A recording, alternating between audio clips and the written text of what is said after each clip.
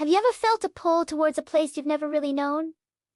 A whisper from the past, calling you home? For Grace, that whisper came from a tangle of thorns and forgotten blooms. Feeling adrift and disconnected from her family history, she found herself standing before her late grandmother's secret garden, now a wild, overgrown shadow of what it once was. It was more than just a piece of land. It was a piece of her grandmother, a part of herself she was desperate to reconnect with.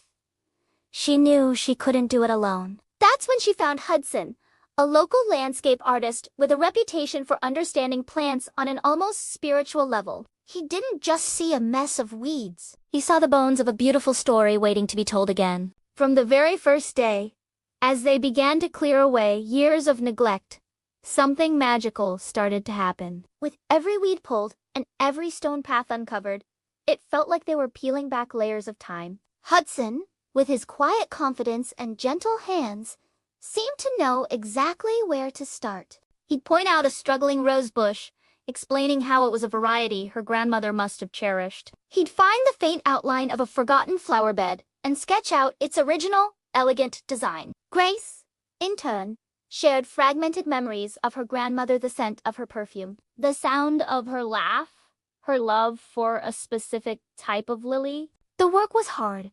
Their hands were often covered in dirt, but in the shared silence and easy conversation, a connection began to form. It wasn't just the garden that was coming back to life. It was as if the space they cleared between the wild vines made room for something new to grow between them.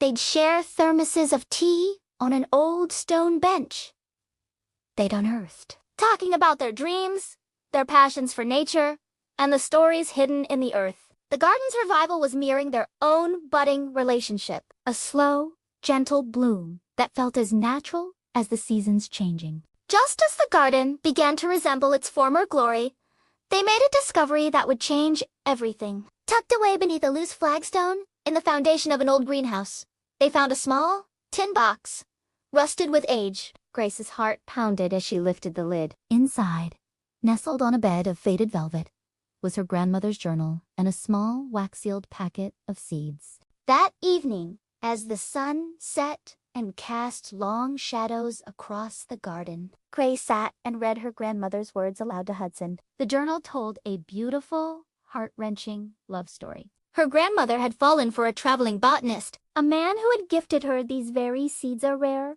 forgotten flower species they had discovered together. Their love was deep and passionate, woven into the very fabric of the garden they built. As Grace read, the parallels to her own growing feelings for Hudson were undeniable. It felt like history was repeating itself, a second chance at a love story planted in the same soil. But just as this realization settled over them, a shadow fell. Hudson received a phone call, a major, career-making job offer, a chance to design a massive public park in a city hundreds of miles away. The silence that followed the call was heavy, filled with unspoken questions and the sudden, terrifying prospect of an ending before they'd even truly begun. The garden, once a symbol of new life, suddenly felt like a place of potential heartbreak. The air in the garden was thick with uncertainty for the next few days. The beautiful space they had created together now seemed to mock them with its promise of a future that might not happen. But Grace couldn't shake her grandmother's story. Her journal wasn't a tale of regret. It was a testament to a love so powerful it had been immortalized in the garden itself. A love that chose connection over distance. Inspired by that courage, Grace knew she couldn't let fear dictate her story. One evening, under the soft glow of fairy lights they had strung through the branches of an old oak tree, she took a deep breath.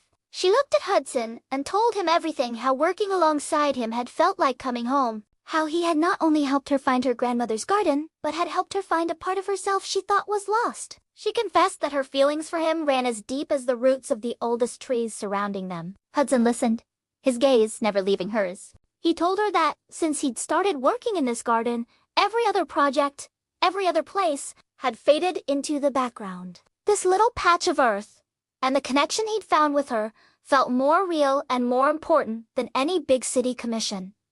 He had already made his decision. He was staying. With the weight of uncertainty lifted, they walked to the center of the garden, to a special plot they had prepared. With the weight of uncertainty lifted, they walked to the center of the garden, to a special plot they had prepared.